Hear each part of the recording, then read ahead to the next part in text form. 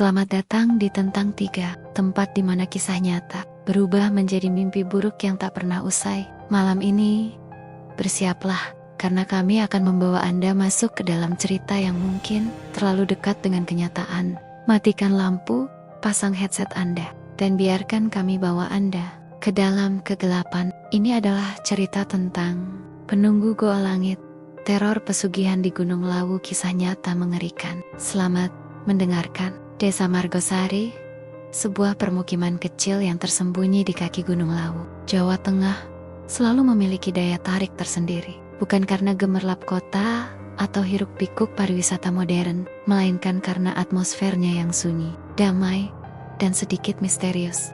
Setiap pagi, kabut tipis bak selimut putih nan lembut memeluk erat rumah-rumah limasan tradisional, menciptakan pemandangan mistis yang menawan hati. Udara dingin pegunungan menyapa kulit, membawa serta aroma tanah basah dan dedaunan yang segar. Sore hari, keindahan desa ini mencapai puncaknya saat langit senja berubah menjadi lukisan merah jambu keemasan, memantulkan cahaya lembut pada atap-atap genteng tanah liat yang berjejer rapi, seolah setiap rumah menyimpan kisah bisu di baliknya. Namun, di balik kanvas alam yang memukau itu, Margosari menyimpan rahasia kelam. Bisikan-bisikan yang tak pernah terucap keras, namun terasa begitu nyata, tentang kekayaan yang datang tiba-tiba dan kemiskinan yang merayap perlahan, menelan mereka yang tak beruntung. Aku Risa, seorang mahasiswi antropologi tingkat akhir dari Universitas Gadjah Mada, datang ke Margosari dengan tujuan mulia, melakukan penelitian lapangan tentang mitos, kepercayaan lokal, dan tradisi spiritual yang masih kental di daerah pegunungan ini. Aku memilih Margosari karena reputasinya yang kaya akan cerita rakyat dan praktik-praktik spiritual yang belum banyak terjamah.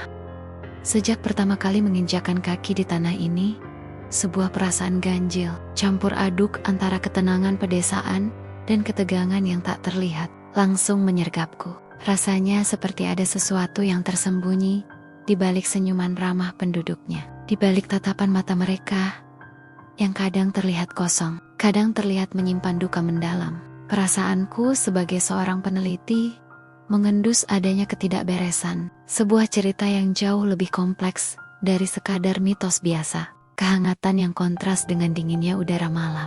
Pak Kepala Desa, Bapak Sutoyo, duduk di sampingku. Ia adalah seorang pria paruh-baya dengan kulit kecoklatan akibat sering terpapar matahari dan sorot. Mata lelah yang entah mengapa terlihat lebih tua dari usianya. Tangannya yang kasar, bekas bekerja keras di ladang, memegang cangkir tehnya dengan erat. Kami berbincang santai tentang tujuan penelitianku, tentang kehidupan desa, dan tentang perubahan yang mulai dirasakan masyarakat akibat pengaruh luar. Namun, perlahan, topik pembicaraan kami bergeser ke hal-hal yang lebih sensitif. Kebisikan-bisikan yang selama ini hanya kudengar samar. Pak Kepala Desa mulai bercerita tentang Goa Langit. Suaranya berubah dari nada santai menjadi lebih pelan dan serius. Konon, di sanalah sumber segala kemudahan yang dicari banyak orang. Sebuah tempat di mana kekayaan bisa didapatkan secara instan, namun dengan harga yang tak terhingga. Wajah Pak Kepala Desa memucat saat ia menyebut nama goa itu. Garis-garis kerutan di dahinya semakin terlihat jelas. Tangannya yang kasar sedikit gemetar saat memegang cangkirnya, menyebabkan teh di dalamnya sedikit bergoyang. Jangan pernah mendekat, enduk, quote, bisiknya dengan suara serak, seolah kata-kata itu sulit keluar dari kerongkongannya. Goa itu punya penunggu, dan dia tidak ramah.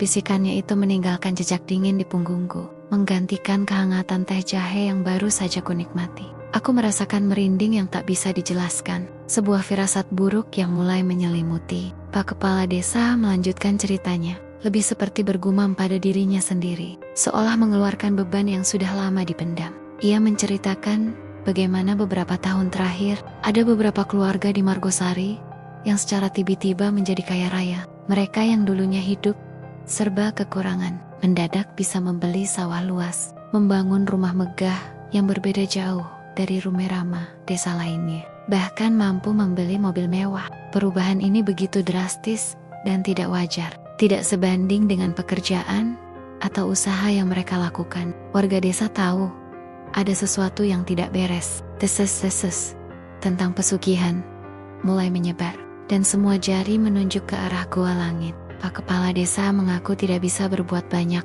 karena mereka yang tergiur kekayaan itu selalu bersikeras bahwa rezeki mereka datang dari usaha keras. Meskipun semua orang tahu itu mustahil, aku mendengarkan dengan saksama, mencatat setiap detail kecil dalam pikiranku. Ini adalah inti dari apa yang ingin ku teliti, bagaimana kepercayaan mistis ini memengaruhi kehidupan sosial dan ekonomi masyarakat. Namun, bukan hanya data yang kudapatkan, melainkan juga sebuah perasaan campur aduk antara rasa ingin tahu yang menggebu dan ketakutan yang mulai merayap. Ada kebenaran yang mengerikan di balik bisikan-bisikan itu. Aura gelap yang kurasakan sejak awal tiba di Margosari kini terasa semakin pekat. Malam itu, tidurku tidak nyenyak. Bayangan goa gelap, bisikan Pak Kepala Desa, dan cerita tentang kekayaan misterius terus berputar di benakku, mengundangku untuk menyingkap tabir misteri yang lebih dalam. Firasatku mengatakan, aku baru saja menginjakan kaki di ambang sebuah kisah horor yang tak pernah kubayangkan.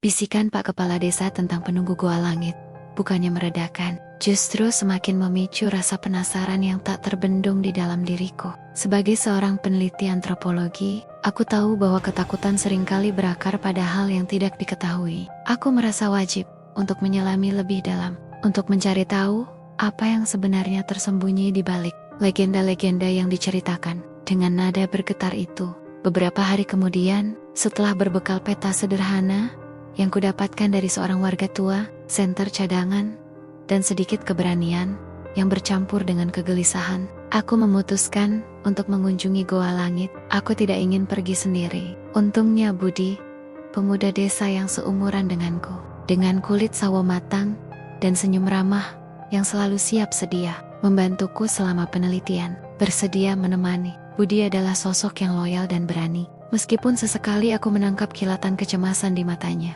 Setiap kali kami membicarakan Goa Langit, perjalanan menuju goa itu tidak mudah. Goa Langit terletak di balik rimbunnya hutan jati. Sekitar 2 jam perjalanan kaki dari desa, kami harus melalui jalan setapak yang licin dan berliku. Beberapa bagian tertutup dedaunan kering yang tebal, menyembunyikan akar-akar pohon yang mencuat. Sinar matahari pagi yang tadinya cerah, perlahan meredup saat kami memasuki kerapatan hutan. Pohon-pohon jati yang menjulang tinggi dengan batang-batang besar yang seolah membentengi langit, menciptakan kanopi alami yang gelap dan dingin. Udara di sekitarnya terasa lembab dan dingin yang menusuk tulang.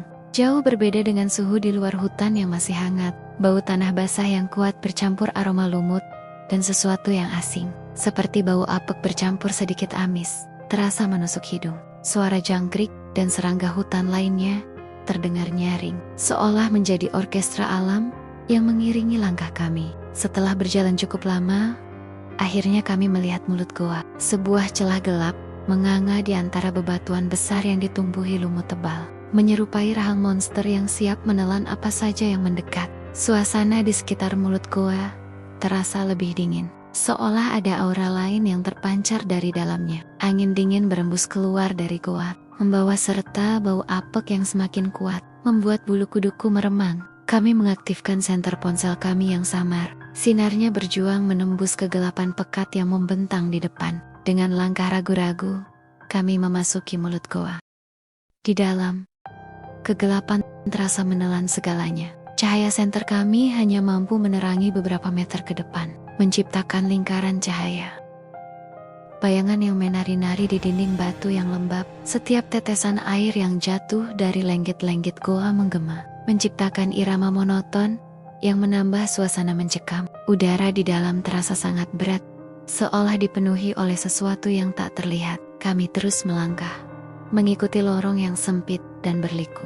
Dinding batuan terasa dingin dan licin saat tanganku tak sengaja menyentuhnya. Beberapa meter ke dalam, langkah Budi terhenti mendadak. Ia membeku. Senternya mengarah ke tanah becek di depan kami. "Risa, lihat ini," katanya. Suaranya sedikit bergetar, lebih seperti bisikan yang tertahan. Aku melangkah mendekat, mengarahkan senterku ke arah yang sama. Di sana, tercetak jelas jejak kaki yang sangat besar. bukan sekadar jejak kaki manusia biasa. Ukurannya jauh melampaui normal, menyerupai telapak kaki manusia dewasa, namun 3 hingga 4 kali lebih besar dari ukuran kakiku. Seolah milik raksasa. Bentuknya sempurna.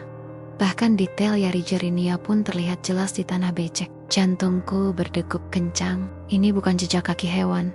Dan jelas bukan jejak kaki manusia biasa. Kejanggalan paling mencolok adalah bagaimana jejak itu tiba-tiba menghilang di tengah-tengah lorong. Kami menelusuri jejak itu, berharap menemukan pola atau arah. Namun jejak-jejak itu berhenti begitu saja di satu titik. Tidak ada tanda-tanda jalan bercabang. Tidak ada retakan di dinding yang bisa menjadi petunjuk adanya lorong tersembunyi. Dan tidak ada jejak lain yang mengarah keluar dari titik itu. Seolah pemilik jejak itu lenyap begitu saja, menghilang ke dalam kegelapan. Aku memeriksa sekitar, menyinari setiap sudut dengan senterku, mencari petunjuk sekecil apapun. Namun hasilnya nihil. Hanya ada tanah becek dan dinding goa yang dingin. Keringat dingin mulai membasahi punggungku. Padahal udara di dalam goa terasa begitu dingin dan lembab. Perasaan tidak nyaman yang samar yang kurasakan sejak awal kini berubah menjadi ketakutan yang nyata. Sebuah pertanyaan besar muncul di benakku.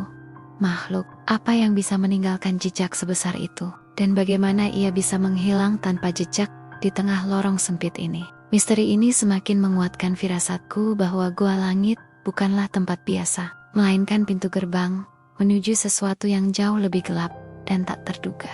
Budi di sampingku terlihat pucat. Ia menelan ludah.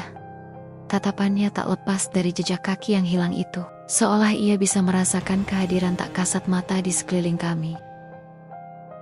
Meskipun dihantui perasaan ngeri setelah melihat jejak kaki yang menghilang secara misterius, rasa penasaran dan naluri peneliti dalam diriku jauh lebih kuat daripada ketakutan.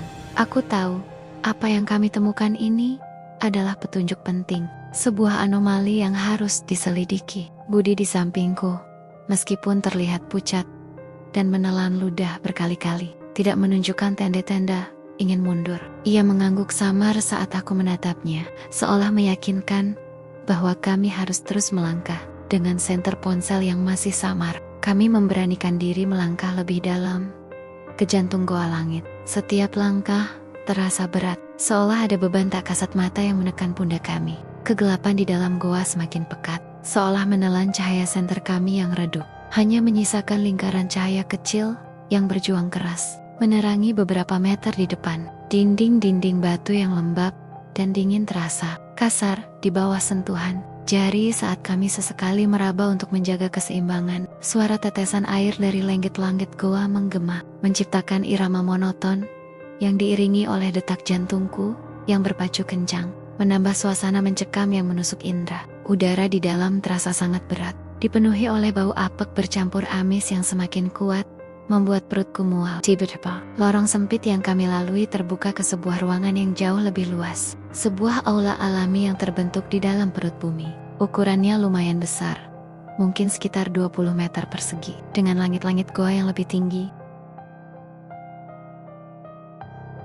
menciptakan kesan ruang yang lapang namun tetap menyesakkan. Cahaya senter kami menyapu ruangan itu, menyingkap bongkahan-bongkahan batu besar dan formasi stalaktit stalagmit yang menjulang seperti gigi-gigi raksasa. Namun yang paling menarik perhatian kami, yang membuat kami berdua terkesiap dan nyaris menjerit, adalah apa yang berdiri tegak di tengah-tengah ruangan.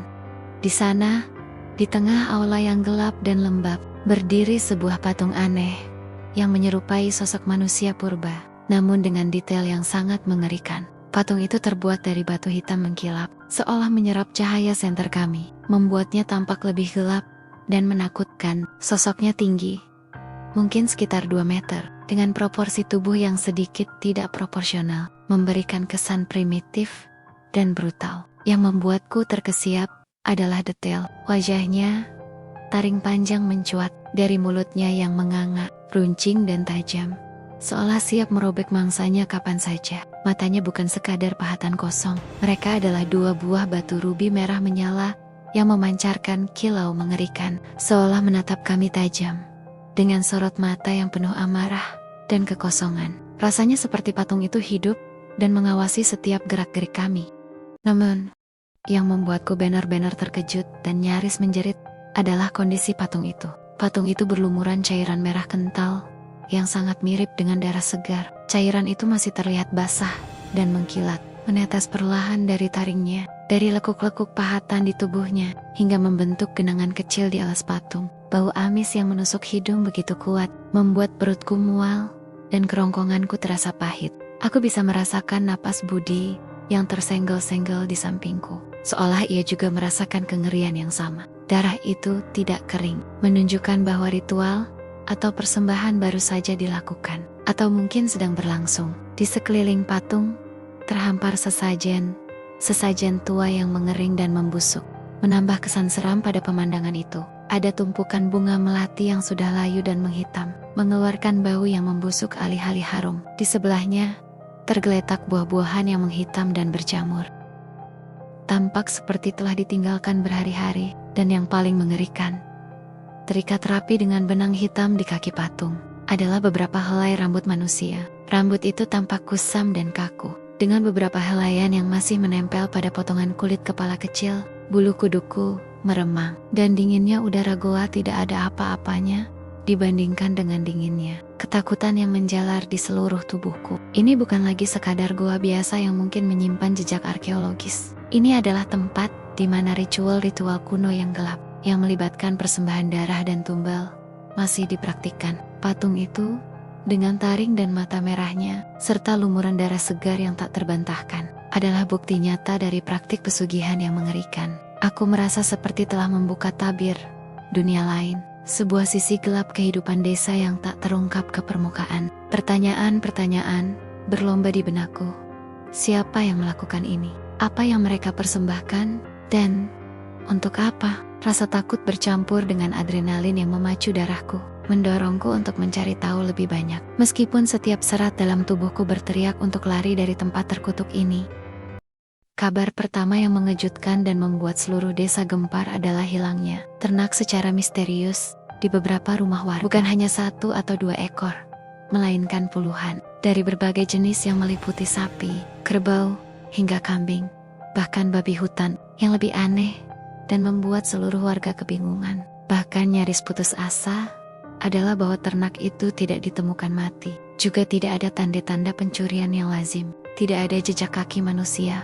Tidak ada pagar yang rusak. Tidak ada tanda upaya yang mengarah ke pencurian. Mereka hanya lenyap tanpa jejak, seolah ditarik paksa ke dimensi lain, menghilang begitu saja dari kandang yang terkunci rapat. Beberapa warga yang kehilangan ternak menceritakan bahwa mereka hanya menemukan bercak-bercak lumpur aneh yang tidak berasal dari tanah desa, atau bau amis menyengat yang hilang seperti uap dari tanah setelah tidak ada lagi pada hewan yang tersisa atau di sekitar kandang. Kejadian ini membuat para peternak terpukul keras, karena ternak adalah sumber utama penghidupan mereka. Bersamaan dengan kejadian aneh ini, sebuah fenomena yang jauh lebih mencolok dan mengkhawatirkan mulai terjadi.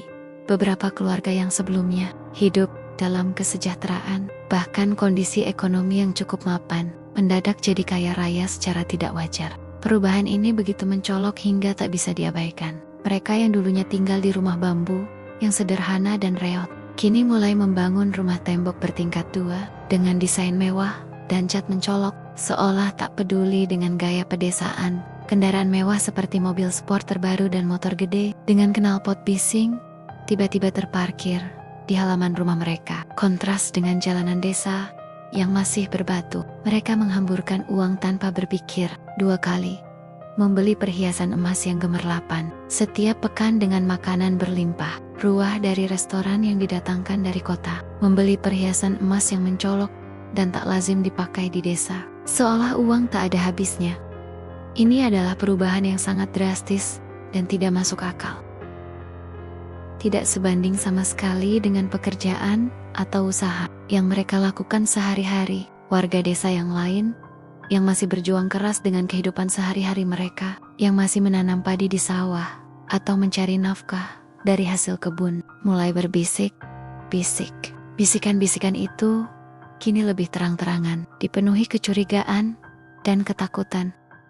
Ketakutan yang sebelumnya hanya bisikan kini menggema di setiap sudut desa Margosari. Hilangnya ternak dan mendadak kayanya. Beberapa keluarga yang dulunya sederhana telah menancapkan cengkeraman horor di benak setiap penduduk. Aku dan Bu Suci, yang seharusnya mencari ketenangan setelah trauma di gua, justru terseret lebih dalam ke dalam pusaran misteri dan kecemasan ini. Kami merasa terperangkap dalam sebuah labirin ketakutan, di mana setiap informasi baru hanya menambah pertanyaan. Desas-desus mulai merayap seperti ular di antara rumah-rumah, membawa cerita aneh tentang keluarga kaya mendadak itu.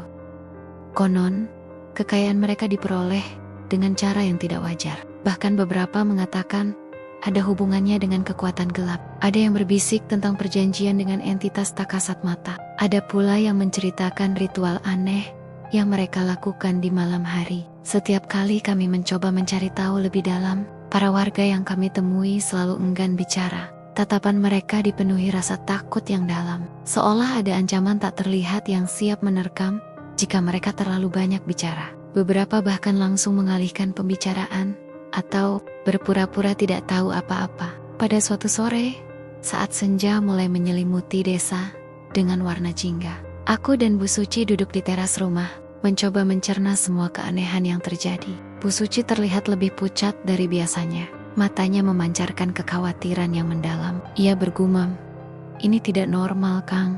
Ada sesuatu yang sangat salah di desa ini." Aku hanya bisa mengangguk, merasakan hal yang sama. Udara terasa berat, seolah dipenuhi energi tak terlihat yang mencekam. Bau aneh yang tercium di sekitar rumah. Bau amis bercampur aroma tanah basah. Kadang-kadang muncul tiba-tiba dan menghilang dengan cepat, menambah nuansa misterius yang tak bisa dijelaskan. Keadaan semakin memburuk ketika penyakit aneh mulai menyerang beberapa warga. Gejalanya tidak biasa. Demam tinggi yang datang dan pergi tanpa pola. Kelelahan ekstrem yang membuat penderitanya sulit bergerak. Dan munculnya ruam aneh berwarna keunguan yang terasa gatal dan panas di kulit. Para dukun dan tabib desa sudah mencoba berbagai cara, mulai dari ramuan tradisional hingga mantra-mantra. Namun tak ada satupun yang membuahkan hasil. Penyakit ini menyebar dengan cepat, menimbulkan kepanikan massal. Masyarakat mulai mengaitkan penyakit ini dengan kejadian hilangnya ternak dan kekayaan mendadak, menganggapnya sebagai kutukan atau akibat dari perbuatan gelap. Malam-malam di desa Margosari kini terasa lebih panjang dan menakutkan. Suara jangkrik yang biasanya menenangkan kini terdengar seperti bisikan-bisikan menakutkan. Angin malam yang berdesir melewati dedaunan seolah membawa pesan-pesan misterius. Kami sering mendengar suara-suara aneh dari kejauhan, seperti rintihan samar atau tawa pelan yang membuat bulu kuduk berdiri. Setiap kali kami mencoba menyelidiki sumber suara itu, ia selalu menghilang sebelum kami sempat mendekat. Rasa terisolasi mulai merayap, seolah kami terperangkap dalam sebuah cengkeraman tak terlihat, di mana ketakutan adalah mata uang yang paling berlaku. Desa yang dulunya damai kini berubah menjadi sarang ketidakpastian dan kengerian. Dan kami, tanpa sadar, telah menjadi bagian tak terpisahkan dari mimpi buruk ini. Kondisi desa Margosari terus memburuk, seolah ada kekuatan tak kasat mata yang mencengkeram. Aku dan Bu Suci semakin merasa tertekan oleh atmosfer ketakutan yang mencekam. Bisikan tentang hal-hal gaib semakin sering terdengar, menyatu dengan rintihan warga yang sakit. Penyakit aneh yang menyerang membuat banyak orang terbaring lemah. Kami melihat dengan mata kepala sendiri bagaimana beberapa warga yang tadinya sehat kini hanya bisa merintih. Kesakitan di pembaringan mereka. Setiap hari kami berusaha mencari informasi dari warga lain, namun kebanyakan dari mereka memilih bungkam. Mereka hanya menatap kami dengan sorot mata ketakutan, seolah takut menyebut nama tertentu atau kejadian yang mungkin memicu malapetaka. Beberapa kali kami mencoba mendekati keluarga yang tiba-tiba kaya. Mereka selalu menghindar atau memberikan jawaban yang tidak jelas tentang sumber kekayaan mereka.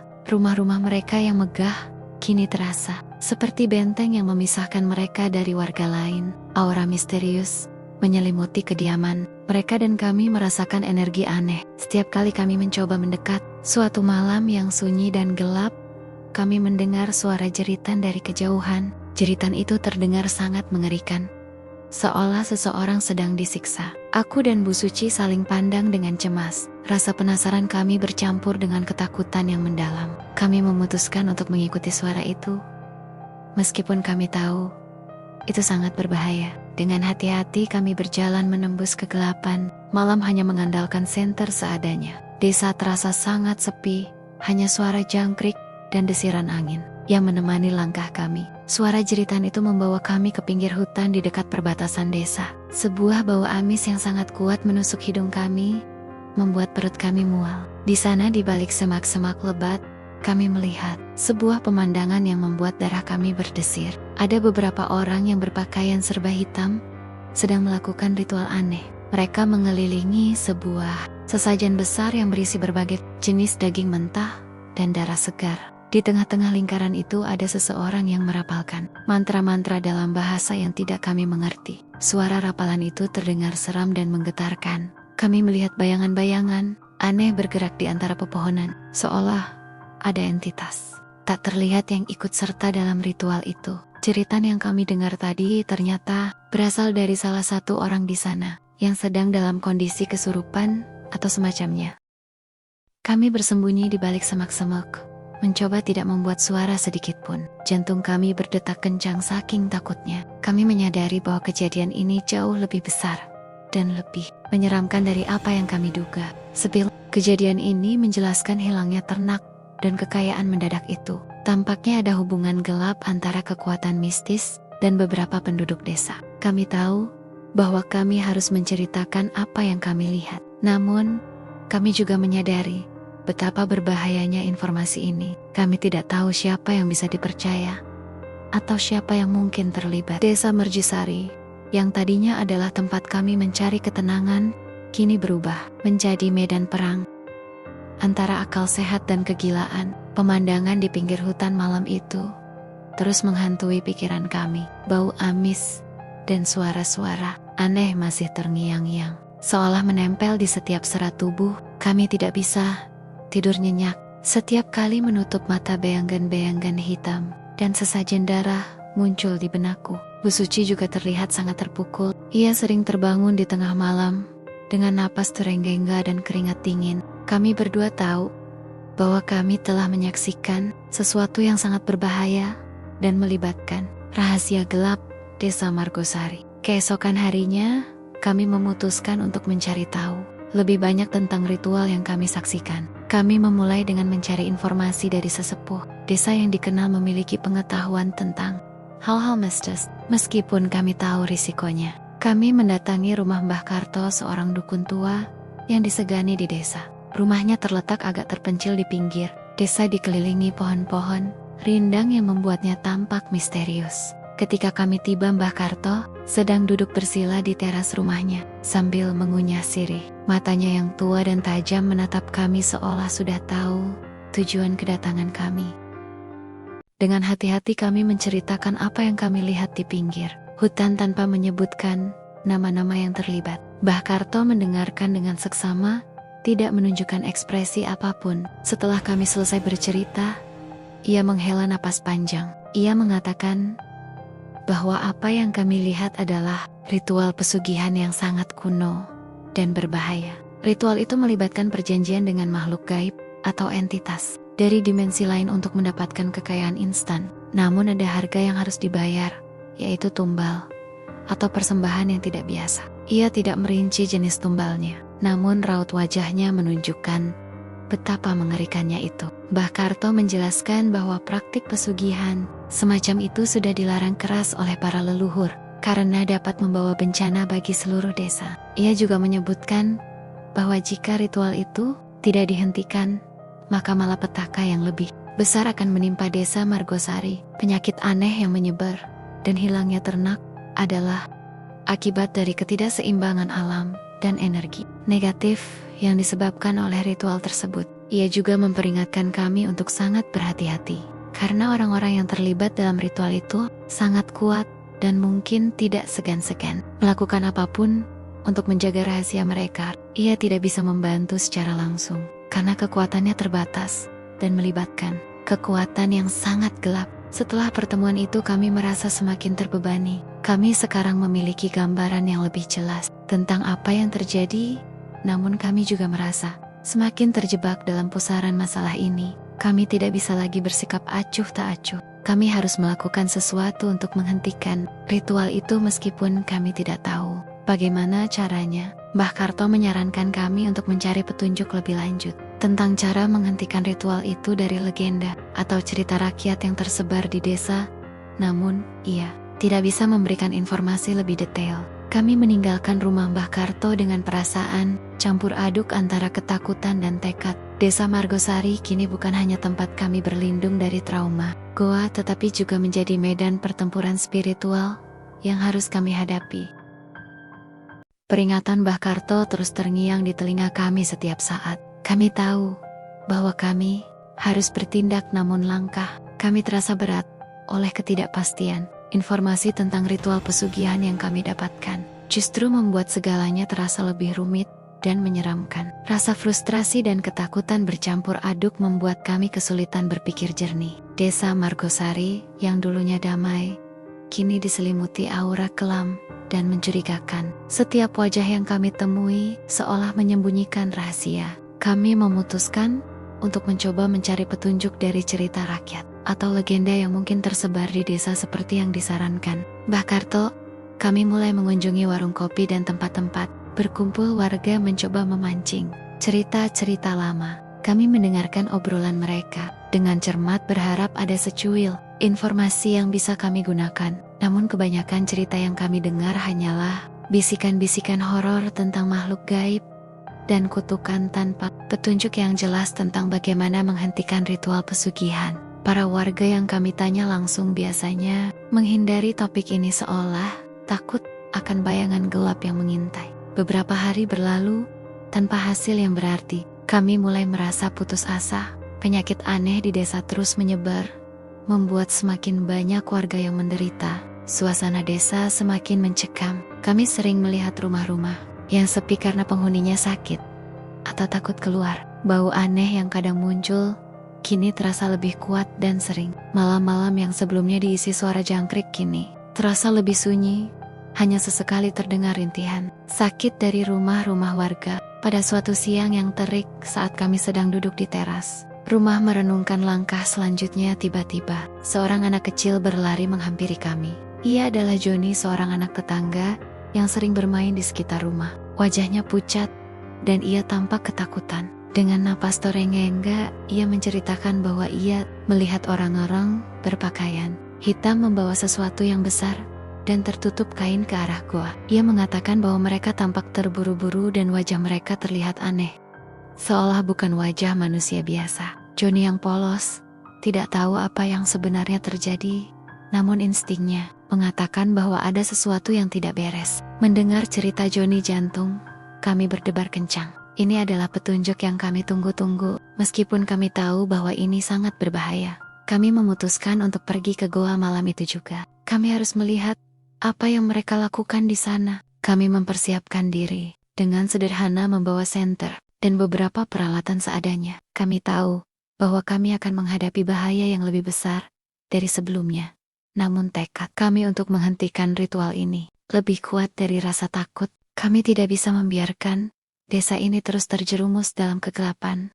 Malam itu, setelah semua penduduk desa terlelap dalam tidur, kami menyelinap keluar dari rumah. Langit gelap tanpa bulan bintang, tertutup awan membuat suasana semakin mencekam. Kami berjalan menuju goa dengan langkah hati-hati, menyusuri jalan setapak yang licin dan gelap. Setiap suara kecil membuat kami terlonjak kaget. Kami tahu bahwa kami sedang mempertaruhkan nyawa namun kami tidak punya pilihan lain. Goa yang dulu meninggalkan trauma kini menjadi tempat tujuan kami untuk mencari kebenaran dan menghentikan malapetaka yang mengancam desa Margosari. Langkah kami mantap, meskipun di dalam hati ada gejolak ketakutan yang tak tertahankan. Perjalanan menuju goa di tengah malam terasa sangat panjang dan menegangkan. Setiap langkah kami adalah pertaruhan nyawa. Udara dingin pegunungan menusuk tulang, ditambah dengan bau tanah basah dan dedaunan busuk yang semakin pekat. Seiring kami mendekati goa, cahaya senter kami berpegangan tangan erat, seolah mencari kekuatan satu sama lain. Kami hanya mampu menembus kegelapan seadanya, menciptakan bayangan-bayangan menakutkan di sekeliling kami. Ketika kami akhirnya tiba di mulut goa, pemandangan di depan kami membuat kami terdiam. Sebuah obor besar menyala di tengah-tengah. Area terbuka di depan goa memancarkan cahaya merah kekuningan yang menari-nari. Di sekeliling obor itu, beberapa orang berpakaian serba hitam sedang berdiri membentuk lingkaran. Aura mistis yang pekat menyelimuti area itu membuat bulu kuduk kami merinding. Kami bisa melihat dengan jelas bahwa mereka adalah orang-orang yang sama yang kami lihat di pinggir hutan tempo hari. Di tengah lingkaran itu, ada sebuah benda besar yang tertutup kain, hitam persis seperti yang diceritakan Joni. Kami bersembunyi di balik bebatuan besar yang cukup jauh dari posisi mereka, namun masih bisa melihat dengan jelas apa yang terjadi. Suara gumaman mantra-mantra yang aneh mulai terdengar. Suara itu begitu seram dan berat, seolah dipenuhi kekuatan gelap. Salah satu dari mereka yang tampaknya adalah pemimpin ritual melangkah maju. Ia mulai merapalkan mantra dengan suara yang lebih keras dan lantang. Tanah di sekitar mereka terasa bergetar samar, seolah merespons energi yang dilepaskan. Tiba-tiba kain hitam yang menutupi benda besar di tengah lingkaran itu disingkap. Apa yang kami lihat membuat kami terkesiap dan menahan napas. Di bawah kain itu, terbaring sebuah patung aneh yang terbuat dari kayu hitam legam dengan ukiran-ukiran kuno yang menyeramkan. Patung itu berbentuk seperti makhluk hibrida antara manusia dan binatang dengan mata merah menyala yang seolah menatap langsung ke arah kami. Sekeliling patung itu ada banyak sesajen berupa buah-buahan, daging mentah, dan yang paling mengerikan adalah beberapa ekor hewan yang masih hidup namun diikat dan tampak ketakutan. Pemimpin ritual itu mengangkat sebuah pisau belati kuno yang berkilauan di bawah cahaya obor. Ia mengucapkan beberapa kalimat terakhir dalam bahasa yang tidak kami mengerti. Lalu dengan gerakan cepat ia menusukkan belati itu ke salah satu hewan yang terikat. Darah segar menyembur dan membasahi patung serta sesajen di sekitarnya. Bau amis darah langsung memenuhi udara, membuat kami mual. Kami bisa merasakan energi gelap yang sangat kuat memancar dari ritual itu. Patung itu seolah hidup, mata merahnya berkedip-kedip, dan kami mendengar suara erangan pelan yang berasal dari dalam goa.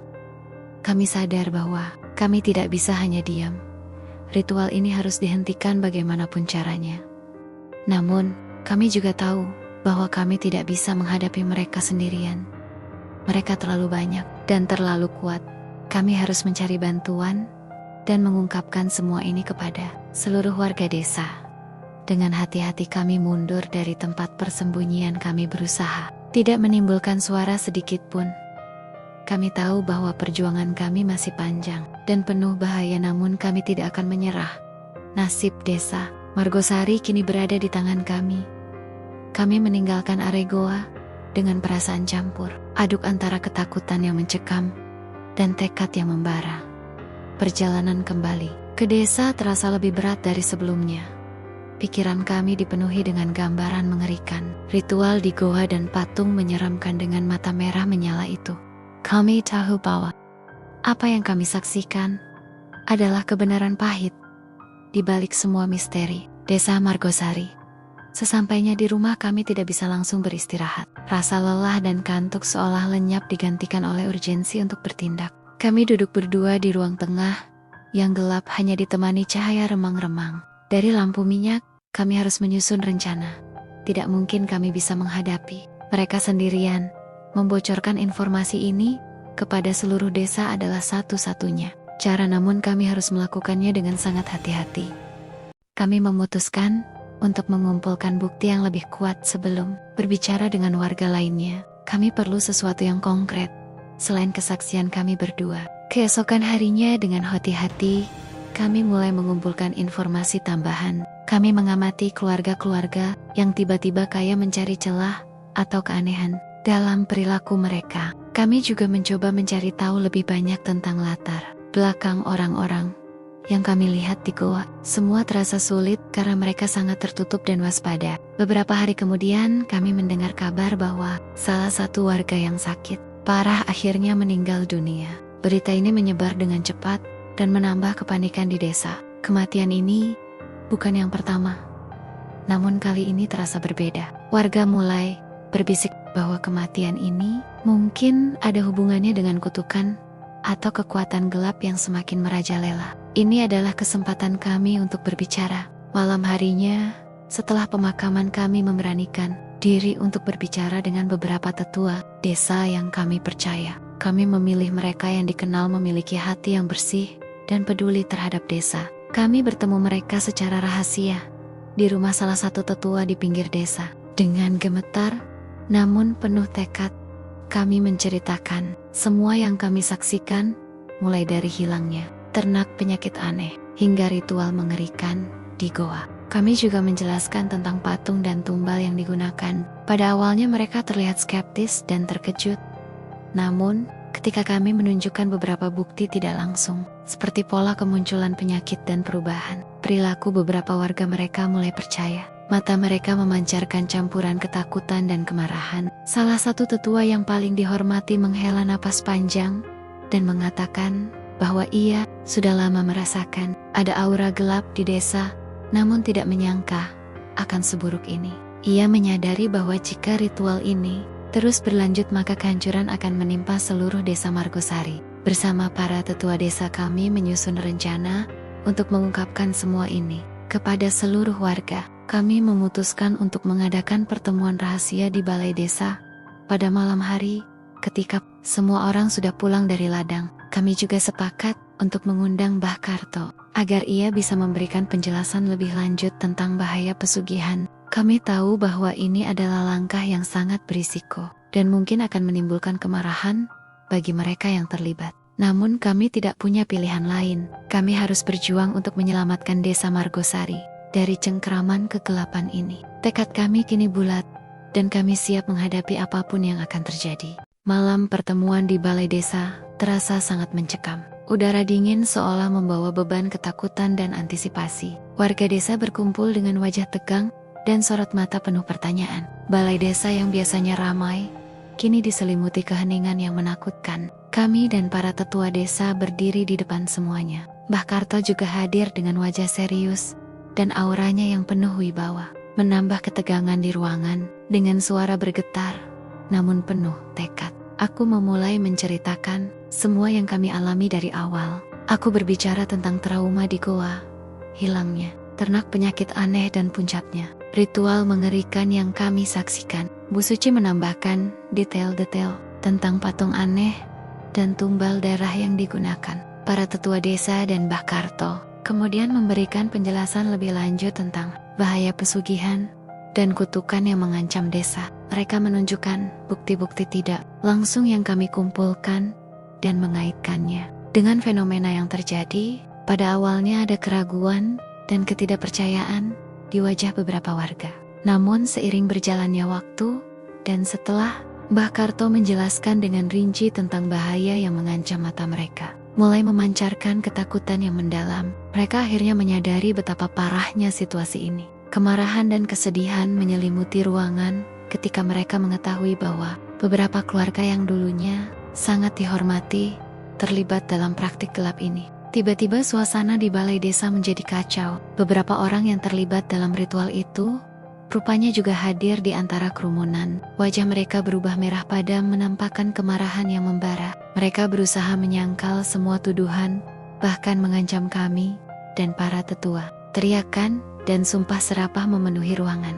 Namun mayoritas warga yang sudah terlalu lama menderita dan ketakutan tidak lagi tinggal diam. Amarah mereka memuncak. Terjadi keributan besar. Tepat pada saat itu sebuah gempa bumi dahsyat mengguncang balai desa. Tanah bergetar hebat. Dainding, retak, dan atap mulai runtuh. Lampu-lampu minyak padam seketika menjerumuskan kami ke dalam kegelapan total. Kepanikan melanda semua orang. Teriakan ketakutan dan jeritan panik memenuhi udara. Di tengah kegelapan dan kekacauan itu, kami mendengar suara gemuruh yang sangat besar dari arah goa. Suara itu begitu dahsyat, seolah bumi sedang terbelah. Ketika gempa mereda dan debu mulai mengendap, kami keluar dari balai desa. Pemandangan di depan kami sungguh mengerikan. Beberapa rumah di sekitar balai desa roboh rata dengan tanah. Tanah retak di mana-mana, seolah ada kekuatan besar yang menghancurkan dari dalam bumi. Kami melihat ke arah goa dan apa yang kami saksikan membuat kami terpaku. Goa yang selama ini menjadi sumber ketakutan dan misteri telah runtuh sepenuhnya, hanya menyisakan puing-puing batu besar dan lubang menganga yang mengeluarkan asap tipis dengan bau amis yang menyengat. Para warga yang tadinya terlibat dalam ritual pesugihan terlihat sangat ketakutan. Wajah mereka pucat, pasti seolah baru saja melihat kematian di depan mata. Beberapa dari mereka berteriak-teriak, ketakutan dan berlarian tak tentu arah. Mbah Karto menjelaskan dengan suara bergetar bahwa kekuatan gelap yang mereka panggil telah kembali kepada mereka dan menghancurkan sarangnya. Alam telah membalas perbuatan mereka. Patung yang mereka gunakan mungkin telah hancur bersamaan dengan runtuhnya goa dan ikatan perjanjian. Mereka telah terputus secara brutal. Keesokan harinya desa Margosari berubah total. Meskipun banyak bangunan yang rusak dan beberapa warga terluka, namun ada rasa lega yang luar biasa. Ketakutan yang selama ini mencengkeram telah sirna. Mereka yang sakit mulai menunjukkan tanda-tanda kesembuhan. Aroma amis yang sering muncul juga menghilang digantikan oleh udara segar pegunungan. Warga desa mulai bahu-membahu membersihkan puing-puing dan membangun kembali rumah mereka. Kami dan Bu Suci memutuskan untuk tetap tinggal di desa Margosari, membantu membangun kembali kehidupan. Kami tidak lagi merasa takut, justru ada kedamaian yang mendalam. Desa Margosari kini memulai lembaran baru, bebas dari bayangan gelap masa lalu. Peristiwa itu menjadi pelajaran pahit yang tak terlupakan tentang bahaya keserakahan dan kekuatan gelap. Namun di tengah kehancuran itu, lahirlah harapan baru dan tekad untuk menjaga desa ini tetap suci. Kisah penunggu Goa Langit berakhir dengan dahsyat, namun meninggalkan pesan abadi tentang pentingnya menjaga keseimbangan alam dan spiritual. Kami akhirnya menemukan kedamaian yang kami cari dan desa Margosari kembali menjadi tempat yang aman dan damai.